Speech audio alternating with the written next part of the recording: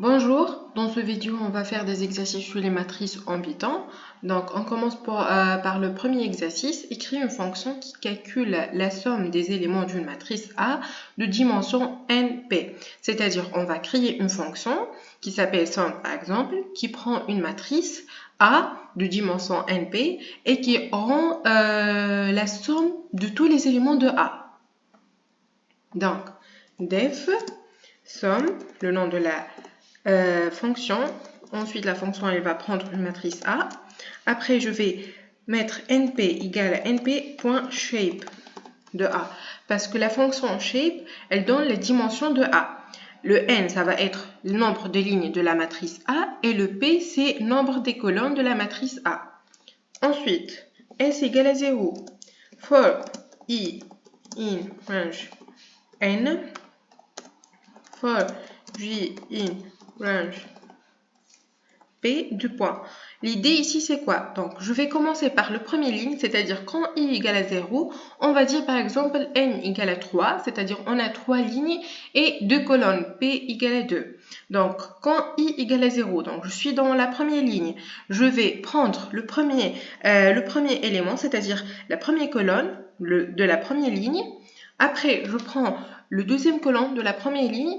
Et quand tous les colonnes sont finis, puisque P égale à 2, donc je passe à la deuxième ligne, et ainsi de suite. Donc je fais ligne par ligne.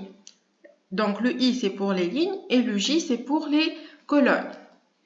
Donc S égale S plus A I virgule J. A I virgule J, c'est-à-dire le ième élément, jème colonne. C'est-à-dire, si i égale à 0 ici et j égale à 0, donc A0, 0, c'est-à-dire le premier élément de la matrice, c'est-à-dire la première ligne, première colonne. Ensuite, i, ça reste 0 et le j égale à 1. Donc, c'est-à-dire, on est encore dans la première ligne, mais deuxième colonne. Après, j'ai fait toutes les colonnes avec la première ligne, je passe à la deuxième ligne, première colonne, ensuite deuxième ligne, deuxième colonne, et ainsi de suite. Et c'est bon, return S. Donc, je vais définir une matrice np.array. Donc, 2,3, 4,1, 7,2.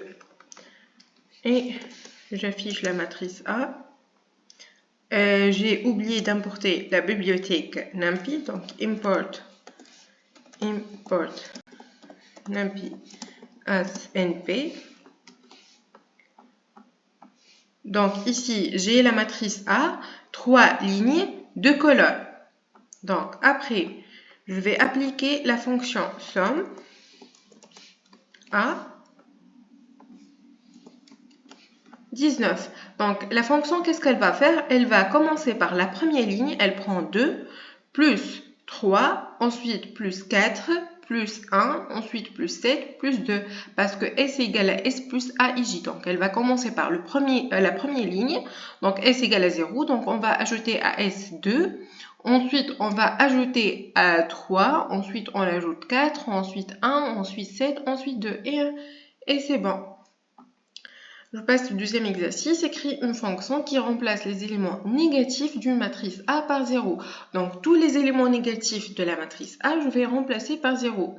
Donc, def positif, par exemple, le nom de la fonction, elle va prendre une matrice, n,p, c'est égal à np, shape de A, c'est-à-dire n, c'est le nombre des lignes de la matrice A, et p, c'est le nombre des colonnes de la matrice A. Ensuite, for i range de n, for j in range de p. Donc, if a, i, j, c'est-à-dire si l'élément, le ième élément jm colonne est négatif, donc je vais remplacer cet élément-là par 0. Et c'est bon. Return A. Donc ici, je vais commencer par le premier ligne, après le premier colonne. Donc si la première ligne, première colonne est négative, je remplace par 0. Ensuite, je passe au deuxième colonne. S'il est négatif, je le remplace par 0, sinon je ne fais rien. Ensuite, troisième colonne jusqu'à tous les colonnes. Ensuite, je passe aux deuxième ligne. Je fais avec tous les colonnes et je passe aux troisième ligne. Je fais avec tous les colonnes et ainsi de suite jusqu'à la dernière ligne. Donc, np.array. Donc ici, je vais définir une matrice de 2 lignes, 3 colonnes, 3, virgule moins 1, 2, virgule moins 5, 7 et moins 4. Donc ici, j'ai moins 1, normalement on va le remplacer avec 0, moins 5 et moins 4. 2 lignes, 3 colonnes.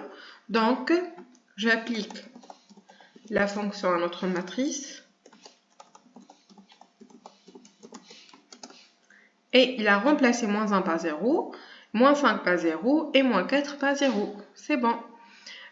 Troisième exercice, écrire une fonction qui calcule la transposée d'une matrice A de dimension NP. Donc en fait, soit on fait manuellement, soit on utilise la fonction qui déjà existe, transposée d'une matrice. Donc le but ici, c'est de faire manuellement.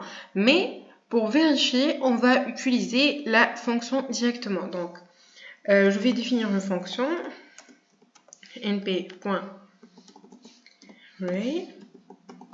Donc 2,1,4,1,0,8. J'affiche le A. Donc le transposé de A, c'est juste A.T majuscule, c'est-à-dire T majuscule. Donc ici, le A, c'est 2 lignes, 3 colonnes. Donc je vais faire comme ça. A.shape. Donc 2 lignes, 3 colonnes. Et le transposé de A, c'est 3 lignes, 2 colonnes. Donc A.T.shape, 3 lignes, 2 colonnes. Donc 2, 1, 4, ça va être 2, 1, 4 comme ligne. 1, 0, 8, ça va être 1, 0, 8 comme colonne. Donc ici, c'est une ligne devient colonne. Donc maintenant, si on va faire manuellement, donc def transposer, prendre une matrice n, p égale mp.shape de A. Donc ici, on va définir une matrice qui contient tout 0, c'est-à-dire une matrice 0, et qui est de dimension Pn, puisque A est de dimension NP, donc son transposé, ça va être de dimension Pn. Donc, je vais définir une matrice B de dimension Pn qui a tous ces éléments sont 0. Après, je le change. Donc, B égale np.zeros. Donc, P, N. Donc, for I range P. Pourquoi ici j'ai mis P? Parce qu'on a P ligne, pas N ligne. P ligne, N colonne. Donc, for J in range de N. Donc, B, I virgule J égale à J virgule I. Donc, je vais expliquer cette ligne-là. Donc, moi, je vais changer, puisque B, c'est tout 0. Par exemple, A ici, c'est 2 lignes, 3 lignes. Donc, moi, ici, j'ai défini une matrice B, 3, 2, c'est-à-dire 3 lignes et 2 colonnes, qui est tout 0. 0, 0, 0, 0, 0, 0. Après, je vais changer. Donc, j'ai commencé for I range P. Le P ici, c'est quoi? C'est 2. Donc, c'est-à-dire I égale à 0. Le P ici, c'est 3. Le P ici, c'est 3. C'est le nombre des colonnes. Donc, for I range P, c'est-à-dire I égale à 0, ensuite I égale à 1, ensuite I égale à 2. Donc, quand I égale à 0, le J, c'est égal à 0, ensuite I égale à 1. C'est ça, parce que le N égale à 2. Parce que ici, c'est 2 lignes. Donc, je vais prendre BIJ, c'est-à-dire B00, je le remplace avec A00. D'accord. Ensuite, B01, je le remplace avec 1A10, c'est-à-dire avec le 1. Bon, c'est pas le même 1 que ici. Et ainsi de suite. Return B. Donc ici, je vais définir notre matrice np.array. Donc 2,4, 6,3 et 1,0. Donc, je vais afficher la matrice A, ensuite A.shape. Donc, ces 3 lignes de colonnes. Maintenant, je vais appliquer la fonction AA. Donc, ça devient 2 lignes, 3 colonnes. Donc, la première colonne, c'est la première ligne de 6, 1. Et la deuxième colonne, c'est la deuxième ligne 4, 3, 0. C'est tout. Donc maintenant, on passe au quatrième exercice. Écrire une fonction qui renvoie le diagonale d'une matrice carrée A de dimension n. Donc ici, je vais donc la même chose. Il y a une fonction qui calcule directement le diagonale d'une matrice A, mais le but ici, c'est de le faire manuellement. Donc juste, je vais le faire avec la fonction directement. Après, on fait manuellement. Donc, je vais définir une matrice carré 2,4 0,1 donc A.shape de 2, d'accord. Ensuite, je vais afficher le diagonale. Donc, c'est 2, 1. Le diagonale, c'est 2, 1. D'accord. Maintenant, on va créer notre fonction. Def diag, on va l'appeler, qui prend une matrice. Donc, n égale np.shape de A 0. Pourquoi ici j'ai mis 0? Donc, moi, je sais que le n et le p, c'est-à-dire le nombre des lignes, c'est le même que le nombre de colonnes. Et la fonction np.shape, elle va donner un tuple, c'est-à-dire un vecteur de 2, c'est-à-dire de 2 par exemple, comme ici, de 2. Et moi, j'ai besoin qu'un seul élément. Donc, j'ai mis 0. Soit je mets 0 ou soit je mets 1. D'accord? Ensuite, for i range de n. Donc ici, il faut définir un tableau ou un vecteur qui est vide, qui va prendre le diagonal. Donc, c.append a i, virgule i. Donc ici, j'ai défini une liste vide qui va prendre les diagonales de A, le diagonale de A. Donc, return C. Donc ici, A égale np.array 2,1,3. D'accord. Ensuite, 1,0,2. Ensuite, 4,7,8. Je vais afficher le A. D'accord. Je vais appliquer la fonction diag A. Donc, 2,0,8. C'est bien ça, le diagonale de A. On passe au cinquième exercice. Écrire une fonction qui renvoie la trace d'une matrice A carré de dimension n en utilisant la fonction précédente. Donc maintenant, on va créer une fonction trace qui prend une matrice A carré, c'est-à-dire de dimension n, donc le nombre de lignes égale le nombre de colonnes, en utilisant la fonction précédente. En fait, le trace, c'est quoi? C'est le somme de la diagonale. Donc, def trace de A. Donc, on a dit le trace, c'est la somme de diagonale de A. Donc, on va définir un vecteur C qui est le diagonale de A. Donc, ici, qu'est-ce que j'ai fait? Donc, la fonction diag qu'on a utilisée ici. Donc, j'ai appliqué sur notre matrice A.